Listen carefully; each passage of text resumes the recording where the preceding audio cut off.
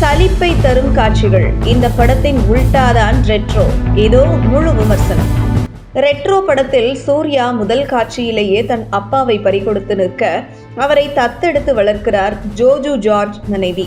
தனது மனைவி சுவாசிகா தத்தெடுத்து வளர்க்கும் சூர்யாவை பிடிக்காத போதும், அவன் தனக்காக சண்டை போட்ட போது அவனை மகனாக ஏற்றுக்கொள்ளும் போதும், அந்த மகன் தன்னை விட்டு போகிறான் என தெரிந்த பின் அவனின் காதலியை கொல்ல முடிவு செய்யும் போதும் ஜோஜு ஜார்ஜ் சிறந்த நடிப்பை கொடுத்திருக்கிறார்.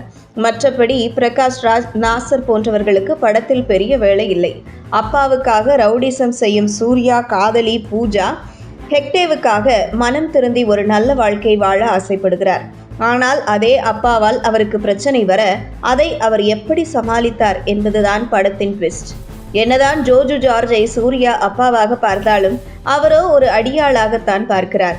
அவரை வைத்து பல நாச வேலைகளை பார்க்கிறார். அதே நேரத்தில் சூர்யாவுக்கு பூஜா மீது காதல் வர அடிதடி எல்லாத்தையும் விட்டு திருமண வாழ்க்கையில் நுழைய முயல்கிறார். ஆனால் அப்பா தனக்கு கொடுத்த கடைசி வேலை ஒன்றை சூர்யா செய்யாமல் அதை மறைத்து வைக்கிறார். இதனால் கோபமான ஜோஜு ஜார்ஜ், பூஜாவை கொன்றால்தான் நீ அதை செய்வாய் என கொல்ல வர ஜோஜு ஜார்ஜ் கையை சூர்யா வெட்டுகிறார். இதனால் பூஜா கோபத்துடன் அந்தமான் செல்ல சூர்யா சிறை செல்கிறார். பிறகு தன் காதலி இருக்குமிடம் தெரிந்து சூர்யா அங்கு செல்ல, அதே நேரத்தில் ஜோஜு ஜார்ஜ் குரூப் மற்றும் சிலர் சூர்யாவை துரத்தி வர, பிறகு என்ன ஆனது யுத்தத்தில் என்பதே மீதி கதை. சூர்யாவுக்கு சிரிக்கவே தெரியாது என்கிற கான்செப்டை வைத்து படத்தை நகர்த்தி இருக்கிறார் கார்த்திக் சுப்புராஜ். வழக்கமான அவரின் ஸ்டைலில் மேக்கிங் நன்றாகவே இருக்கிறது. ஆனால் சூர்யா சிரிக்க துவங்கியதும் காட்சிகளில் சுவாரஸ்யம் இல்லாமல் போய்விடுகிறது. தளபதி படத்தையும் கிளாடியேட்டர் படத்தையும் கொஞ்சம் உல்டா செய்தது போல் திரைக்கதை எழுதியிருக்கிறார் கார்த்திக் சுப்புராஜ். ரெட்ரோவிலும் முதல் பாகத்தில் ஆஹா என ஆரம்பிக்கும் பீரியட் காலம் காட்சிகள் செல்ல செல்ல வலுவை இழப்பதுடன் இதையெல்லாம் விட சிறந்த காட்சிகளை கார்த்திக் சுப்புராஜ் உருவாக்கிவிட்டாரே என்கிற எண்ணமே எழுகிறது.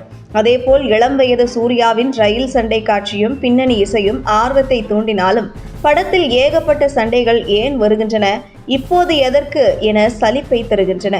வழக்கமான கார்த்திக் சுப்புராஜ் படங்களுக்கே உரித்தான ஒரு நியாயம் இப்படத்திலும் பேசப்பட்டிருக்கிறது.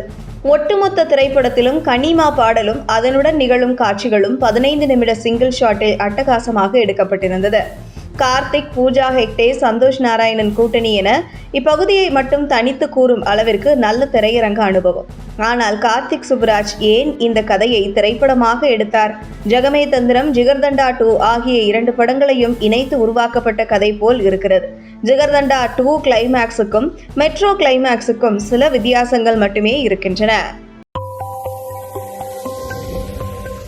உங்கள் தின சேவல்.